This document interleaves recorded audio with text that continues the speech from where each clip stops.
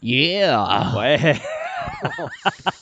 That had a little more enthusiasm Jerome than just comes RJ. out of nowhere. Just comes out of nowhere. Welcome, everybody, to the Keeping It Real with Rick and RJ vodcast. Minus RJ today. He's got some prior commitments where we talk to real people with really great stories, always uncensored. Our vodcast is only available on YouTube, and we shoot it live every Thursday, 11:15 Central Standard Time. Our 2021 goal is to grow this channel so we can reach thousands, even millions of people to get these stories out there for their entertainment. So do us a favor. Hit that like button. Also hit the subscribe button. It's that big red one below, and subscribing is absolutely free. Colin, before we get started, I got to give a shout out to the sponsor, all right? Anita Sharma from Remax, recognized as a top producer in the real estate industry year after year. Anita recently became an owner at her Remax brokerage. She was named #1 individual agent in Manitoba in 2019. We're still waiting for the 2020 stats, but she's a strong contender for this year as well. Home from resale homes, condos, commercial buildings, and custom new builds. Anita has the resources and the network to get the job done. 989-9000 or AnitaSharma.com. Before we get started, we hadn't quite finished our conversation regarding U2. The man sitting across from me, today's guest, in my opinion, is one of the greatest personalities of all time. Put him in any room and he will immediately become the center of attention. He's U2's biggest and most passionate fan. Born to host and make sure everyone is having a good time. He's worked in the hospitality industry for a couple of decades, but today owns Colins House, a little restaurant in rural Manitoba that serves an eclectic variety of food like taco rice, fish and chips, and what may very well be world-famous beet chips with their secret dipping sauce. This man lives his life on his own path, always has, always will. Let's welcome Colin Davey to the podcast. That's a great intro. Colin, what's in this? What's the secret sauce? You know what? That's not the beet chip sauce. That's our yam chip sauce. Oh. And, I got it right here, actually. I thought you were going to give me the middle finger and be like, I ain't telling you nothing. No. Yeah. So basically, there's garlic, there's sauce, and there's magic. That's what it's written down here. Garlic, sauce, and magic. 100%. Well, the ingredients work well. Apparently. The ingredients work well. So at his restaurant, he's got beet chips and these yam chips, right? Yep, That's what they're called? Yep. I didn't realize you had two different sauces. The other sauce that you provided for me to try, actually, I use it on everything. Everything. Sandwiches, I put it on my eggs, I put it on everything. It's amazing. So if you want to check out a cool little restaurant in Beausejour. Beausejour. I got that one right this time, right? You did. I remember when I first went there, I kept calling it Steinbeck. Yeah, I think I had to correct you on Facebook immediately. I know. So how many years you been in the hospitality business? I guess probably your whole 15 years old. 15. And so what are you now? Valentine's Day, 1993, Red Lobster dishwasher. Oh, yeah, you guys are all part of the Slob family, That's eh? right. Right, too. I haven't been to Red Lobster in a long time. Oh, it's just incredibly good. One thing that you're going to know about Colin, as well as myself, we love seafood. And every once in a while, usually once a year, we get together and just become gluttonous pigs and cook everything. That's right. Dip it all in butter. Let me ask you a question. Sure. And before I ask the question, let me give you some context. So one of the things that I am starting to see, obviously with technology, coronavirus, is automation. And I see a lot of jobs being replaced by automation. Okay. Personally, I feel, and you tell me if I'm wrong, I feel like any job that has to do with serving people on a one-on-one level, like say servers or cashiers, has a shelf life. I feel like it won't be, maybe it won't be long, but it might be like 5 years where you're walking into Zero chance. Oh. Zero. Why?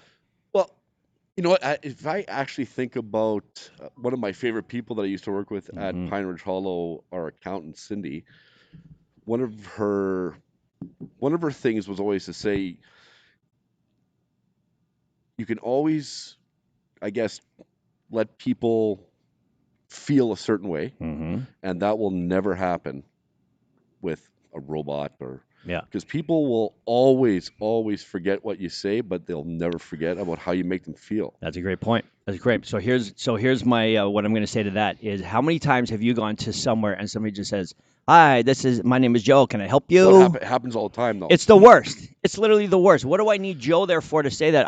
I would rather just have a touch screen or talk into a microphone and have it done. And there's gonna be a lot of places that have that. Yeah. There will be for sure. Yeah. But I mean, if you want to stand out and you can't mail it in, you have to be genuinely concerned about somebody. Yeah. No matter what it is you do. Doesn't matter where you work. If you're going to deal with customer service at a auto body shop, if you can engage with somebody, especially if you're going to say, hey, well, here's a $3,000 bill. Yeah. If you can somehow make them still feel good when they walk out that door, then you've done your job. Yeah. Yeah, to me, if you can make me feel like I didn't just speak to a robot, that's right. 100%. I'm down with whatever you're selling. That's right. But I'm so annoyed, and I feel like maybe this is like a top-down problem where this is like their training, where they just give you this scripted line and this is what you're supposed to say. Yeah. And I guess that does happen, but you would think that over time, or maybe they do, maybe they don't. I don't know. This is why I would ask you is, do you think the training has maybe become different where they're not saying this scripted line and maybe they're saying, go ahead and utilize your personality, ask some questions? I don't know. I haven't worked for a chain since Red Lobster. Okay. I worked for Earl's a little bit. So I don't know what the training is anymore. Yeah. And my brother, who's been a manager of Red Lobster for 22, 23 years. He's still there? He's still there, okay. Mikey, and good for him. They take care of him, obviously. His job is solid. This Red Lobster in Winnipeg is the second busiest Red Lobster. Oh, yeah? And that's a huge thing. Yeah. I mean, walking down Manhattan and seeing a Red Lobster, well, how does that, unbelievable. Yeah. But this one in Winnipeg, because they dropped the other two stores, they're not going anywhere, right? And good for them. So how do you teach people personality? You can't. Just born with it? I don't know, because I didn't say a word till I was 21. So what do you mean? I just was a recluse. Like an introvert? 100%. And I still think that there's parts of that still happen to me. I feel through this pandemic, it's been easier for me. Yeah. Right. But how do you, I'm aware of my personality. Yeah. It's gregarious. That's what I'll say. And I didn't say a word till I was 21. Yeah. I just studied. Yeah. Like I would agree. Like knowing you are two separate people. You could almost be two different people. You have this very much. You have this need to sort of stay, I'm going to say hidden, but you don't like to be in the spotlight. You don't want to be out there too much. And then all of a sudden, this fucking personality just comes booming out of you. Yep. Like we were at your restaurant the other day just waiting for food. That's right. And I watched you engage with probably, I don't know, there's so many people that came in that 15 minutes we're standing there waiting. But you made sure that you verbally touched everybody in some special way that was relevant to them. Right. It wasn't just your generic, how can I help you? Here's your order. That's right. It was actually pretty impressive to watch. And I've known that about you for a long time. I've known that about you for a long time. And I can see why you're successful with that. It's just funny to me that those two personalities, one's the introvert and one's the extreme extrovert. Yeah. I think about it all the time. Yeah. But, having said that, I guess it would kind of be similar to being a coach here. Because, I guess sometimes you're just on. And then sometimes you got to be off. Right. If you were on all the time, do you think you'd burn out? You know what? That was a big thing for me at Pine Ridge Hollow, was that I always had to be on. Yeah. And didn't matter if I was having a bad day or whatever. And I mean, that place is busy. Yeah. There is busy, and there is a different level that goes on at Pine Ridge Hollow, and good for Jan, who built that from the ground up over a span of 25, 26, maybe 27 years now. And for her vision to go to that, it's unbelievable. Yeah. It's unbelievable to me. Yeah. And however, I mean, for me to have to run flow from the second I walk into the building till I leave, it was challenging. There was never, I was there probably, I don't know, maybe half a dozen times. And the only reason I came there or even heard about it because when you started working there. Right.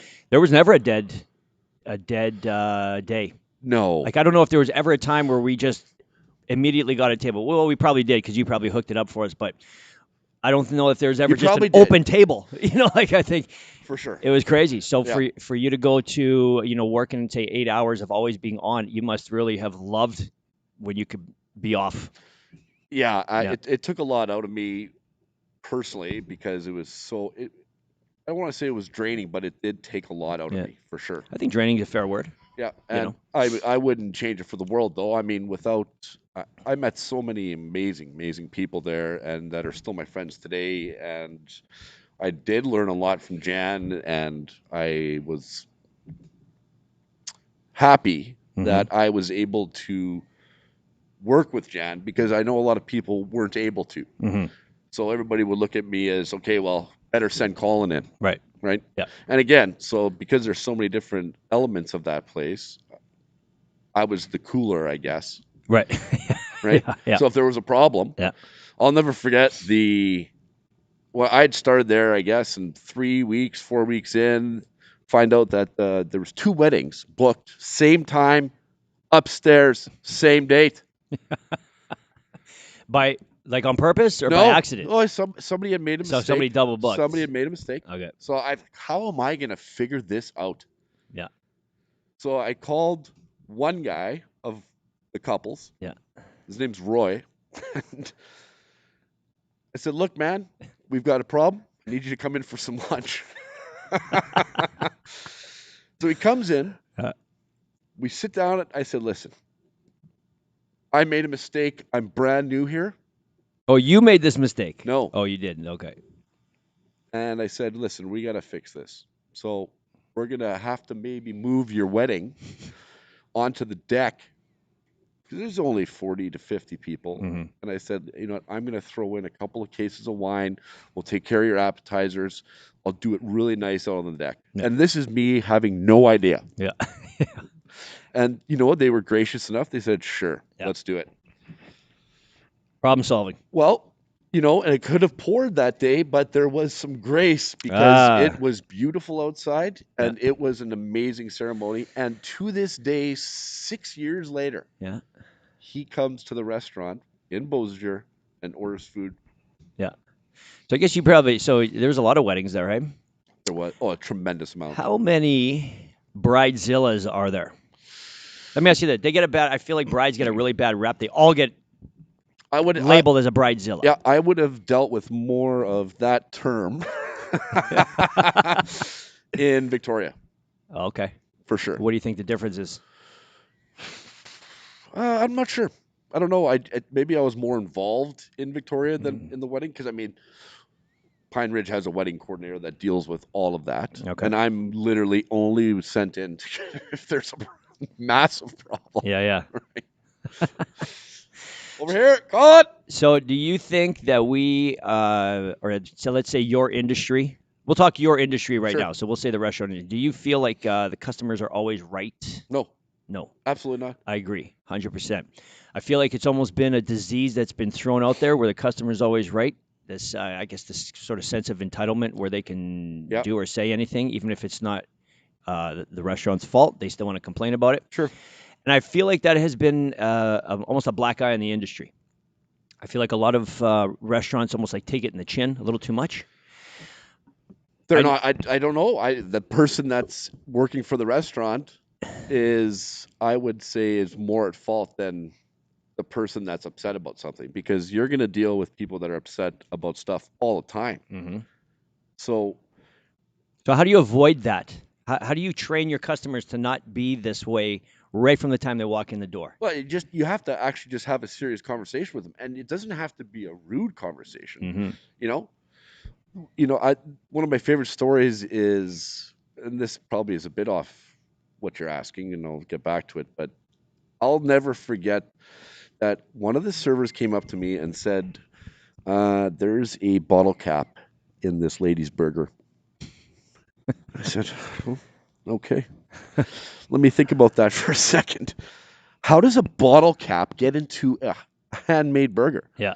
So they, the people that were working in the back, they used a barbecue sauce, I guess, or a beer, a little bit. Okay. That it fell into a burger. So legit.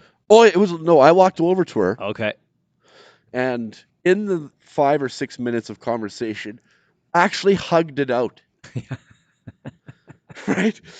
Comes back a year later, Yeah.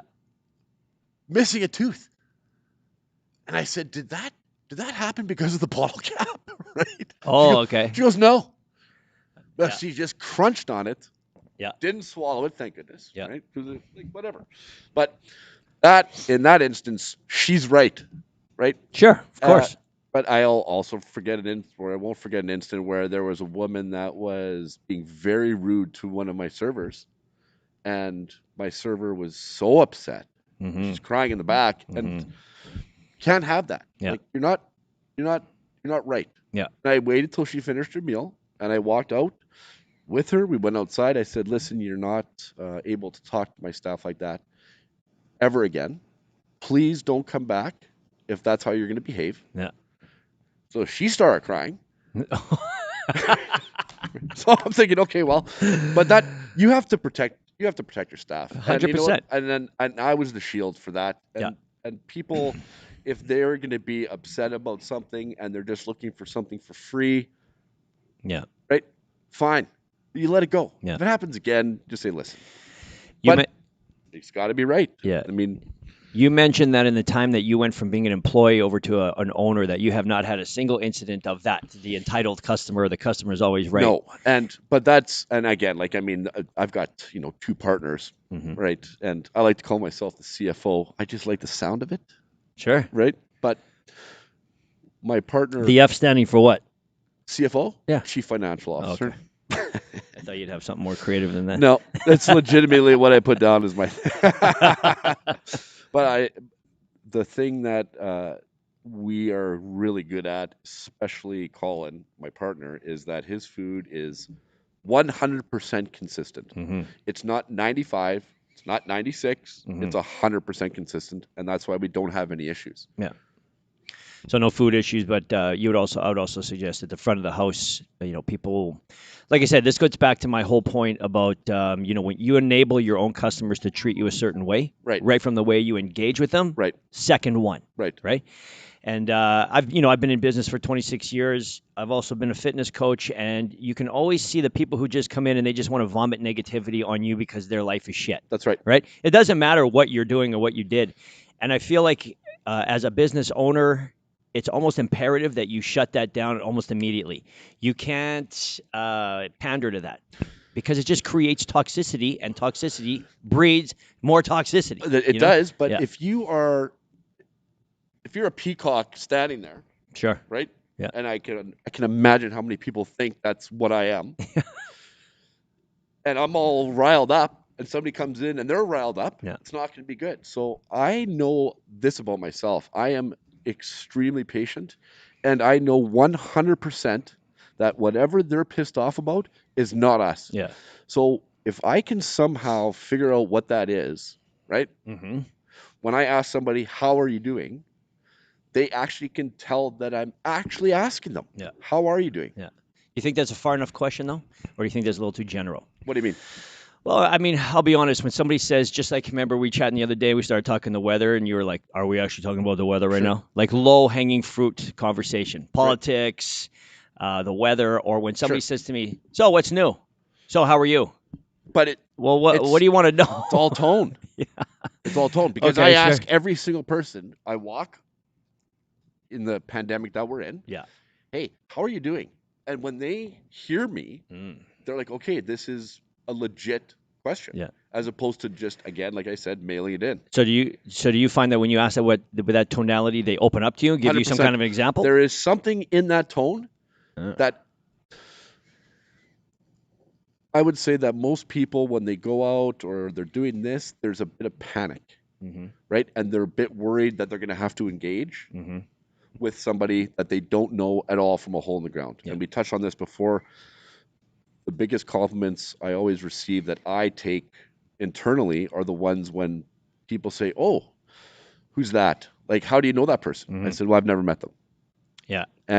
But you almost look like you do. But everybody around assumes that we're friends. Yeah. Right? Yeah. And of course, I've met so many people over the years. It's fine, but Mhm. that's one of the things I hold most Yeah. because I know that if people around are thinking that, that person in that moment feels immediately that they have a connection, Mhm. and that just takes away all stress, and they're Connection. not going to be upset or mad Yeah. most of the time. Yeah. Right? Yeah. No, I find you're absolutely right. Like I said, if you can connect to them on a human level instead of that robot level, and that's just what I call it. I don't know. You call it whatever you want. Well, I always, it makes sense. yeah, if you're a robot, you're going to be treated like a robot. If you're a human and you can connect with them on anything at all, it could be just a hat you're wearing or Sure. or anything, Right. something like we related because we had the same shoes, anything. And Right. as long as they snap out of it, they're like, oh, this person is a human being just like me too. And if you have any kind of That's it. yeah, if you have a Exactly. bit of a personality and you can kind of make them smile, give them a feeling, Sure. absolutely. And Yep. then, I feel like you can sort of dictate whatever you want at that point, right? You could have Absolutely. 6 bottle caps in their burger and be like, loved it, best burger ever had right there. But exactly, because again, they feel a certain way, Mm-hmm. and I'll be the first to say, like, there's a problem with anything. Mhm. Just tell me. I promise you, I will rectify any situation that there is. Yeah. Anything. Yeah. Right. Yeah. Okay, so let's move on here. Let's talk about Corona. So you're new. Your restaurant is newish, right? It was brand new. Yeah. I mean, we opened on Halloween last year. Oh, so And not even a year yet. no. Okay. Yeah, it's been a long. No, last year or the year before. Sorry. okay. So it's like 15 months. Okay.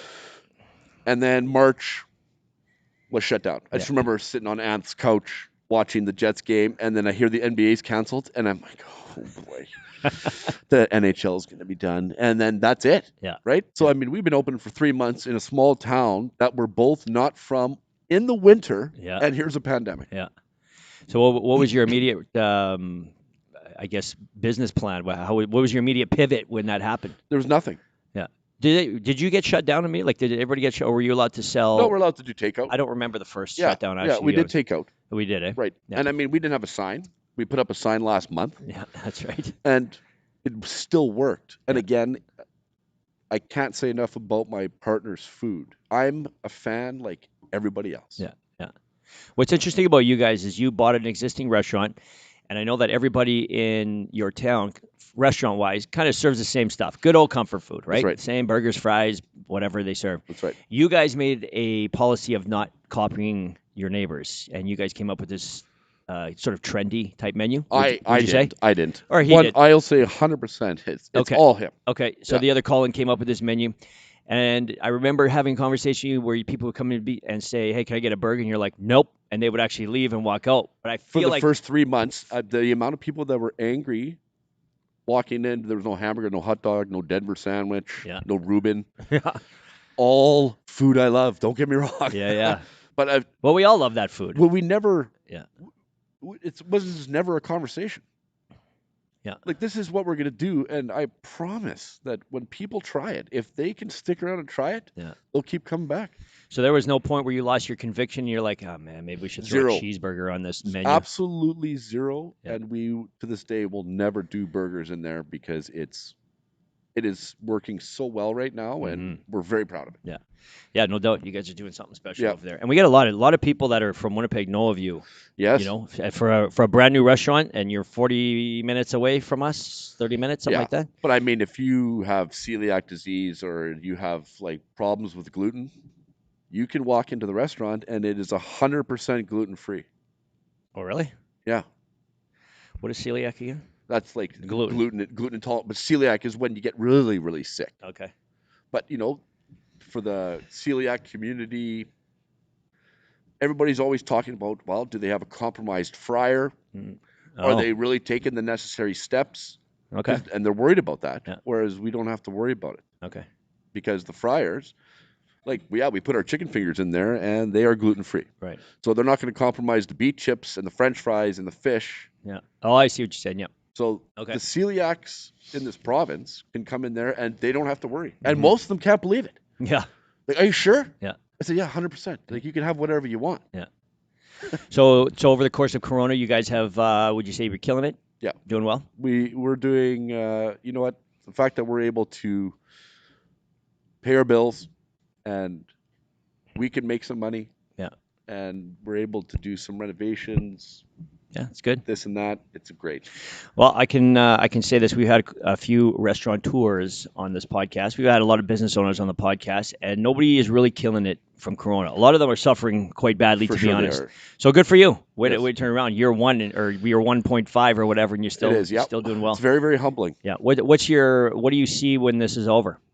Do you even understand what could happen at this point? This to me, the pandemic is such a horrible thing for so many different businesses, and the layers of people that are affected is shocking. But if it opens to a point where everything is normal, the way we remember it from, let's say a year and a half ago, then we're going to be extremely busy, because we had been starting to book events without advertising that we're going to cater.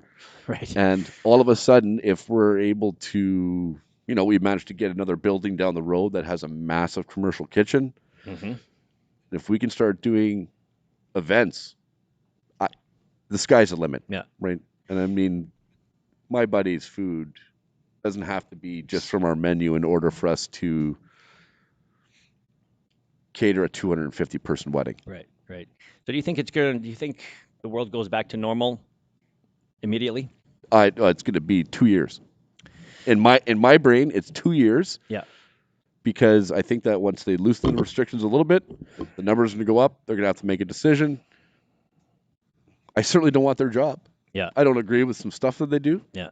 But again, I'm not the one that has to make the decisions. And that must weigh heavily. Yeah. Yeah.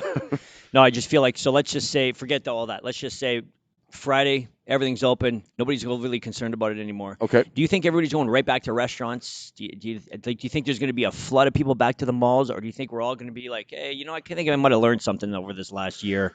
Maybe I'm going to chill out a little bit. Yeah, I think it'll be a slow engagement. Do you? Yep. I think it's going to go fucking bananas. I think people are going to go batshit crazy. They're going to go everywhere as fast as they can. That's what I think. I think that the people that are normally liking to go out, you go have some beers, you want to go and see your buddies, you want to go see your friends, have a party, etc. Those people will. But we're not talking about 90% of the society. Like, there's a lot of people that love staying at home. Yeah. Right? Yeah. They don't go out. So, I don't know, man. I just think that even the ones that have been forced to stay in are like, why am I living like this when I could? Like, I remember when I was allowed to go out and have a good time, Sure. I just feel like there's going to be an explosion. I feel like there's going to be an explosion of travel. I feel like there's going to be an explosion of restaurants. I think we're going to run into, I'm not going to say food shortages, but supply shortages across the board, all different industries, because there's going to be all this money being spent again, right? People are going to have it. Right. And it was just like in my industry, in the embroidery business, we went, as soon as the last lockdown kicked in, it was all masks. Right, all we sold was masks. Right, so you adapt, right? Yeah, within 7 days, masks were ordered into the tens of thousands. Couldn't do it. So I just feel like that's going to be another issue that we as businesses are going to have to deal with, the supply chain. I believe that the businesses that are able to pivot and adapt immediately and quickly will just be adapting and pivoting quickly. That'll be the end of it. Yeah, and right? And I actually think that a lot of the two things are going to happen. A lot of the dead weight, as far as businesses that are just not doing well, they don't really, they never did. They didn't innovate. They're old school. I think they're going to be gone. And there's a good chance of that. Yes. Yeah, I think so. And what the hell was my other point? Those ones are going to be gone. That's all I forgot. That's all I got. I forgot the other one. It'll come to me eventually. I'm sure it will. Yeah. Yeah. So I'll get that text in 6 months. Yeah. Back in the day, this is something I didn't put into your intro. You used to be a golf pro. Still am. Still am a golf pro. So define to everybody, when I first heard that you were a golf pro, I'm like, so he's in the PGA? That's what that means? I think that's what a lot of people thought. What exactly is I a golf? sure thought so in my head. Yeah. What exactly is a golf pro? When we, the Bass and I ended up in Victoria because we had worked together at Clear Lake, and that's basically where I learned how to golf. Okay. And we thought, okay, it'd be a good adventure. What does this mean to be a golf pro? Like, of course, I want to sit there and teach golf. I'd be the coolest guy in the whole world. Yeah. But there's like a 3-year program of schooling. Okay. You have to take a boatload of seminars. Yeah. You have to write a series of exams, and then you have to play in a golf tournament, shoot a certain score. And so there's a lot of work that goes into it. Yeah. So that all of a sudden was, okay, this is really good because there's a reward at the end of this. Because if I can get to that, and then I can start teaching golf, and there's not a lot of them. Right. I'm a cool guy. Yeah. And I started teaching golf, and I just hated it. Oh. Absolutely hated So teaching why? golf. Why? What did you hate about it? I kept blaming it on the fact that it was boring until I just realized that I just really didn't know anything about the golf swing. And I would never want somebody to emulate my golf swing because it is horrendous. Extreme honesty. I love it. Yeah, so it's still one of my proudest moments, if not my proudest moment for myself personally, was getting my card. I didn't get it on the first try. I remember I had a 3-foot putt and I lipped out and it sat on the edge and I missed it by 1 stroke. Yeah. Yeah. And most people would have had a meltdown, and I didn't. Yeah. I just said, well, okay, that's terrible. I think the bass was crying in the parking lot. And he was over your and he was on my bag, right? Yeah, like yeah. I would like he was caddying for you, Yeah, you mean? Yeah. Okay. So I mean, it's fine. And when I finally got it, it was just such a reward. Yeah. To say, okay, well, I did it. I accomplished something. But I was maybe even a little bit more proud of the fact that I became a Class A, which was basically one of the higher levels of. And I'll never get rid of it. I pay my dues every year, right? Okay. I gotta pay the CPGA, but Yeah. don't have to pay for golf anywhere. And I'll never forget, Wait. So once you're golf pro, you get free golf anywhere? How's that work? Here's the thing. Okay. So as part of the CPGA, you can go around, phone the head pro, say, hey, I'm part of the CPGA. Okay. But I don't know. Like, I just was in Dublin, Ireland to catch a U2 show, and the 3 of us that were there phoned up one of the most private golf courses in Dublin. And I said, hey, I'm part of the CPGA, and I didn't have to pay. Yeah. And they gave me clubs, and it blew me away. Yeah. Is it worth it? 100%. Yeah, I feel like it's. I don't think you'd ever be forced or asked to pay. Just like when we're doing fitness coaching, whenever we travel anywhere, and we just say we're coaches from this. Come Sure. on in. We never. They love it, right? There's a moment though. Sometimes it's an awkward moment, and it shouldn't be. If I ever dealt with somebody that was a pro that came in, I'm like, man, go ahead. Yeah. But it's like there's a couple of moments where I've met a couple of different pros, and it's awkward. Oh, really? Yeah. Like, what's the problem? Yeah. I'm a part of the CPJ. I'm a Class A. Yeah. You have a card? Like you got like a I badge? do. I don't have it on me. I mean, I do have it. It's online now, but Okay. but I still love getting that card. Yeah. Right? Yeah. Love it. So you said you're in Ireland, Dublin, watching a U2 concert. I was. We were talking about this. U2. So everybody's got a favorite band. Yours is U2. Mm-hmm. Mine is Nickelback. Don't judge me anymore. No. You know what? And I don't judge you. I just find it absolutely remarkable that you can say that out loud. Why? You want to know why? I'll tell you even though I like Nickelback, I do like Nickelback. Yeah. What? What specifically about their music is awesome, man? You know what? And I can't say anything bad about him because I used to work with a guy at a golf shop who used to teach chat. Oh, really? And the stories, awesome. Yeah. So I appreciate them. So you've been in my life long enough to know how we live the rock star lifestyle, right? And what I like about Nickelback is a lot of the songs almost speak like directly to me. Like I lived what they're singing about, And I really like his voice. I really think they play some great music. I feel like whatever they play is kind of catchy, cool. It's motivating for me. A lot of their music is very about working out. I love listening to them. They get really fired up. Yeah. So what do you love about U2? And before you answer that, you were telling me that back in 87, holy smokes, you were driving around with your dad? Yeah, my dad would drive me to hockey. And we would listen to the top 7 at 7. Now, I'd heard some of the U2 music back in like 85, so that's where I really feel like I became a fan. But 87 was top 7 at 7. Still haven't found what I'm looking for. My dad liked it. I want to be like my dad. Yeah. And just became a fan. Yeah. And it just started building and building. And then when they released an album in 91 and then went on tour with this extravaganza that if they put out tonight would still blow people's faces off. Mm-hmm.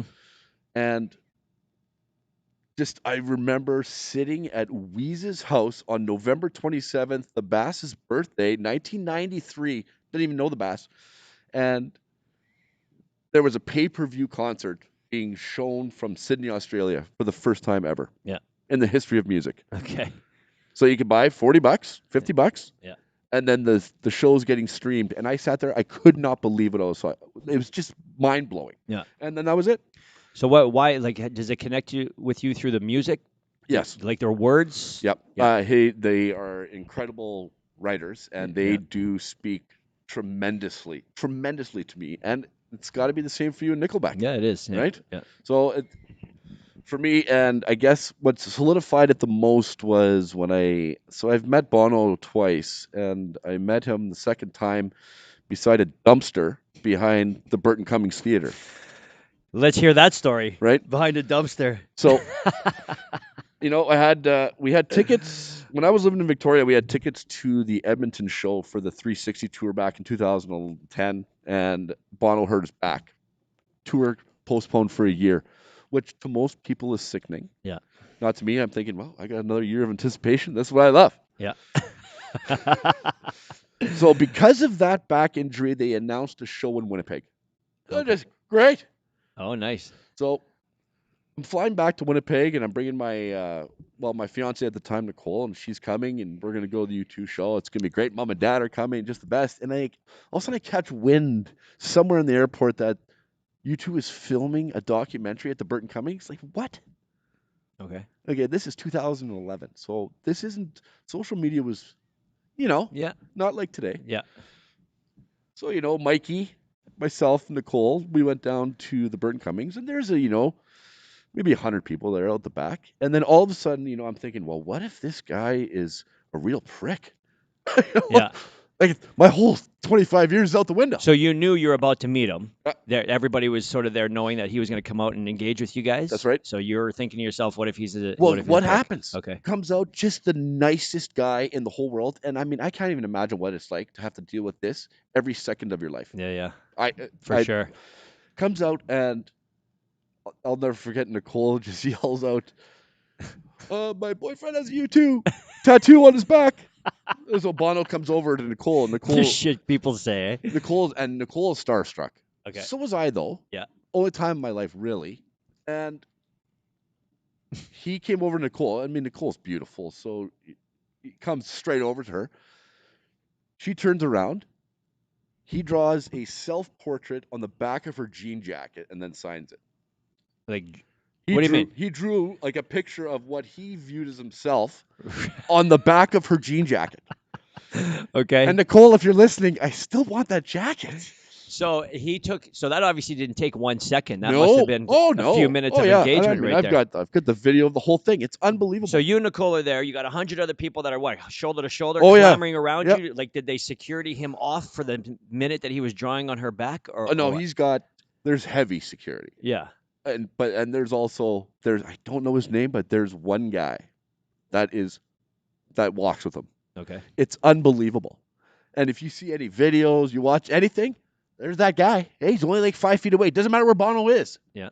Singing, doesn't matter. That guy is there. Okay. It's unbelievable. Yeah. It's like a president. Yeah. It's ridiculous. So you drew on the back. So how did you engage with him? What did you guys say? I think I went Bon, and that was about it. Yeah, way to keep your cool, buddy. Way to keep your cool. Right? Yeah. So he was obviously a pleasant person when you guys were. He was so gracious to everybody. He was gracious with the kids, and you have to understand that like rock stars. Yeah. Anybody. I know. They have to be that all the time. And I always think to myself, if you're a rock star, and it's great that you meet people who are nice and pleasant. Oh, Sure. I really like your music. Normal. But then you get these lunatics that are, they try to grab you or they, I don't know what they like. I've seen just, watching TV and stuff. I know how people act. It's like, did you get dropped on your head 5 seconds before this went down? Like, how are you acting like this? That's like being starstruck is, I don't know. It's almost like a seizure. It is. Like you don't control it. No, but I was starstruck. Yeah. Like truly though, but I guess it was because of the moment where I thought, okay, what if he's not great? Yeah. And all the time and effort that I used to spend listening and doing this and saying, "Hey, this is a great band." Oh, yeah, I hear what you're saying. But man, Well, that would have let down, hey? it would have killed me. Yeah. Right? I wonder if you would have still been a fan. Do you think you could have got over it? No. No, that would have been it. No, because then I wouldn't have believed anything he's singing about. Rid him off. Came over to the Nickelback camp. So, here's the thing. I would go to Nickelback with you because you are a massive fan. And Yeah. I bet you I would enjoy it. I would sing along to, Photograph or whatever, right? Yeah, man, Rockstar. That was us. Right? That was us. Right? Yeah. Legends in our own mind. Yes, that's what we are. We went to a concert. I don't know when it was. Motley Crue. That what it was. So I'm gonna confide. I'm gonna say this out loud. I just get it off my chest because I feel like this is something that's gonna bite me in the ass future in life. Karma's a bitch. Anyways, we were at Motley Crue. Right? Motley Crue. Yeah. At the new arena in the new Winnipeg. Bell MTS. And what do you call it when you kind of just leave your crew? No goodbye. Houdini. Okay, sorry, Houdini. It was my just goal. had enough. I had enough. Had enough. But I wanted to body surf. So we were up in the stands there. So I went down. Well, we were in the box. Oh, we're in the box. That's right. Okay, so we had a box. I can't remember that much. I was also drinking a lot back then. Poor Wheeze was not in good shape that day. So I walked down. To the security guy at the main level, and before I even I'm still 15 steps away, and he's already got the hand up. He's like, no, don't even. Nope. Just move along, right? I just powered through, and I went down there, and it was along the lines of I said, look, I've just been diagnosed with some kind of cancer. I can't remember what it was. Lord, please don't strike me down for saying this. One of the things I want to do before I die is body surf. And he just did this. Just go. I don't know whether he believed me or he just didn't want to hear my bullshit, but he was like, just go. And I did it, man. And I just went to these two dudes, and I tapped them on the shoulder, and I said, "Can put me up there." And they just immediately threw me up onto their backs. And I went, but no, immediately I got pulled down because the security was right there. Yep. And I was like, oh, man, how are we going to pull this off? And then as soon as they left, the guy's like, ready? Like one of the dudes like, ready? I'm like, let's do it. And they pulled me, and I did the body surfing thing, and it was exhilarating, and it was painful because people are punching you and dragging you. Because they know that you're at their mercy, That's right. And you're also coming on the back of their head. So you're pissing people off when you just end up on top of their head. You hope that they push you back up and keep you going. Oh, yeah. That's what body surfing is, though, I think. It is, because they're so angry. It was like, so get awesome. out of my face. Yeah. And then I remember the security guy grabbed me, as soon as I got to the front. And it was just like clockwork because everybody was doing it. Right. And they just grabbed me and yanked me down. And they had hands up on my armpits. And I remember kind of tiptoeing out of there. And I was just beaming. I was like, I did it, man. I did it. Beaming and glistening from that hyperhidrosis. I mean, we could see you from a mile away. Oh, man. So anyways, but I do want to put it out there that I did say that I had cancer and I was about to die. And I know that that's a bad thing to say, but, you guys, sometimes you got to do what you got to do, right? Well, do what I guess, yeah. You ever body surf? No, not interested. Why not? I don't want anybody punching and first of all, why am I'm there to watch music. I'm not there to roll around on human beings. It's odd. I just don't get it. You do it at the end. No, do it at the end. And it's a great way to get out of the building quick. So that is the only if I had a problem and I had to get out of there, there's somebody yelling at me about something dumb. Yeah. I would consider it if it got me to my car faster. Yeah, that's probably pretty much the only reason, right? All right, listen, I'm going to hit you with some couple. We just want to get to know Colin questions, all right? I think you got me. Two movies. What kind of movies does Colin like? Notting Hill for sure. What is that? Notting Hill. The Holiday, another beauty. I love The Notebook. Okay. I love. Aren't those chick flicks? Why is it a chick flick well, again? I don't know. What, all of a sudden we wake up one day and men don't have feelings? Oh, I can't watch this because I have a black heart. No, we feel things. I'll sit there and blubber all day long. No problem. Okay, hold on. So Jen, please God, make him watch Notting Hill and rub his tummy. Wait a minute. Is Notting Hill with that English actor? Hugh Grant. Hugh Grant. Okay. Oh, I like Hugh Grant. One of the best. Do you remember when he got busted for picking up that hooker? Apparently. Apparently. Yeah. So you don't believe it was? I wasn't there, so I don't know. But you remember that story? I do. I do remember Yeah. this was like a crazy story that Oh yeah. was out there. He's fine. It bounced back. He's fine. Notting Hill is a story. Give me the Coles notes on it within 15 seconds. A guy owns a bookshop. Okay. In Notting Hill, over in England somewhere. Okay. Julia Roberts plays a funny $20 million a year actress who walks into his bookshop. He falls in love, and then he has to deal with the fact that she is a superstar. Okay. And it's okay. That sounds okay. Oh no, it's wonderful. I thought it was gonna be more like some dude sitting on the top of a mountain reciting poetry or something. So, title of the movie completely off for me. I can't appreciate how that's going down. You are gonna really enjoy it. And let me tell you, speaking of Julia Roberts, one of my favorite movies is Pretty Woman. Remember Pretty Woman? Of course I do. Richard Gere? Of course I do. You know you can't even get that movie for free yet? As you shouldn't. 30 years later, as you should and not. I can't get it on Amazon or Netflix. No. Yeah, it's bullshit. Yeah. And it's still Is he one of the most Richard Gere? ridiculously good-looking men that you have ever seen? He is ridiculously good-looking. And no matter what he says, I will listen. I'll listen to it. And Julia Roberts, man, what a goddamn smoke show back then. Always, and all those hooker outfits. But a great actor. Great, yep. Great actor. And you know what? They just had great chemistry. I know, right? Yeah. Runaway Bride. They followed up with Runaway Bride. Oh, what is that one? What is that one? Runaway Bride is Richard Gere plays a reporter, writes a story about a woman who lives in a small town that religiously leaves her soon-to-be husband at the altar. Oh, okay.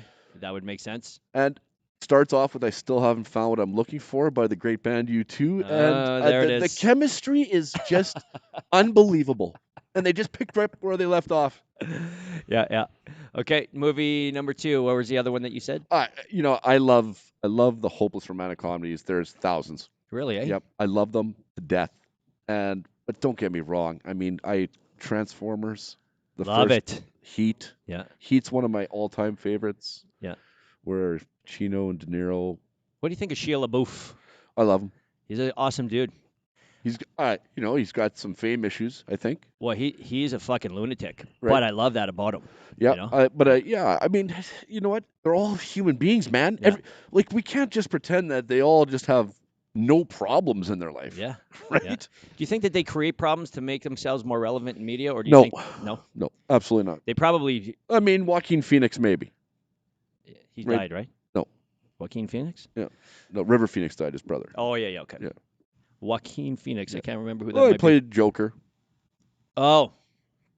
Okay. So what was his problem? He went and did an interview on Letterman, and it was really hard to watch because it was so uncomfortable. And I mean, Letterman was uncomfortable. He was so aloof. You'll have to watch it at some point. And years later, we find out that it was being filmed for a movie. Oh, okay. So, which I love. Yeah. Right? And it was Casey Affleck, I think, that was helping him out doing that. It's an amazing story. You got to watch it. But again, like that to me is him on purpose doing that, even though I think he's a spectacular actor. Yeah. Spectacular. What do you think of 300? It was good. Was a graphic novel film. Didn't mind it. I thought there was a lot of cool effects. I love Gerard Butler. He's my favorite. Yeah, he's very good. Yeah. And I mean that's a man's man, Rick Mancherman's man. 100%, man. That's what it's all about. 300%. 300%. The most alpha bullshit you can come up with. That is it, right there. Oh yeah. I loved it. I was super inspired by that, and just the power of that man's voice. Indeed. Let alone the painted on six pack and all the cool weapons and there's the fact cool that they stuff. Fought. It was the there's voice. Cool stuff. I don't know if they would have. If they had like a mega microphone or something that made it even louder, but man, what a powerful human being he is. Well, if you go home and watch that on your computer monitor, you call for a television, and maybe get some speakers. Right? Let's give a little context to that little comment. So I own a 75-inch TV. It's giant, and I do have a speaker bar. This asshole gets an 86-inch TV, calls my TV a monitor. Yeah, it is. Yeah. And you know what? You planted this stupid seed in my head too, eh? I'm like, and I went over to his place the other day, and I'm looking at it. It's like a whole wall. It's just a wall of a TV. Oh, it's so massive. And now that your living room was way too small for this TV. It's not. It is. No, you don't. It 100% is. It isn't. Because you have to angle it, so now it's like no. It's angled. It's angled so I can just see it. like when I'm sitting on my cuddler, like I want to be able to face it like this, right? Okay. I don't want to have to sit there and look like that. The Yeah. optimal viewing pleasure. That's what I call it. So does having a big TV mean you have a small penis? No. Does having a big truck mean you have a small penis? No. All right. I would agree with both of those things. Perfect. All right, Colin, listen, we are at our 45 minutes. That is impossible. Yeah, we sure are. In fact, we're over a little bit over that. That is unbelievable. I will come and do this once a week. Oh, really? Oh, this is amazing. Hey, Jerome, let's rebook them 3 times this year. Wow, that's good. All right, guys, don't forget, make sure that you are like, comment, and sharing this video. Fit Club Media on YouTube. Do us a favor, subscribe. We need your help to gain some traction, and we need a subscription base first. So, everybody, you guys have a good day. Thanks, Colin, for coming down. I appreciate the conversation. Jerome? Yeah.